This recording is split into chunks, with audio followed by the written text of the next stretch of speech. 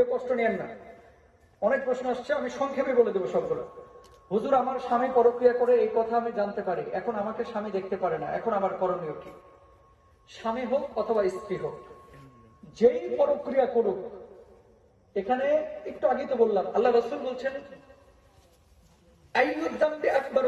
যখন আব্দুল্লাহ ইবনে মাসউদ প্রশ্ন করলেন সবচেয়ে নিকৃষ্ট গুনাহ কোনটা, আনতা জাআলা লিল্লাহি নিদ্দান ওয়া হুয়া খালাকাক, এক নাম্বার শিরক করা, দুই নাম্বার ওয়া আনতা তাকতুলা ওয়ালাদাকা মাখাফাতা আইয়াতাম, খাদ্যের ভয়ে সন্তান হত্যা করা, তিন নাম্বার ওয়া আনতু জানি বিহালিলাতি জারিক, প্রতিবেশীর স্ত্রীর সঙ্গে জিনা ব্যভিচার করা।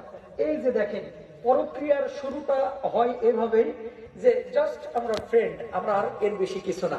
পরের দিন চোখে চোখ, তারপরে ঠোঁটে ঠোঁট, তারপরে নাকে নাক, তারপরের দিন হাতে হাত, এরপরের দিন শাশুড়ির কইতেছে আম্মু বাচ্চার একটু স্কুলের বই খাতা কিনা লাগবে, সাভার বাস স্ট্যান্ড থেকে ফুরুত। কথা বলে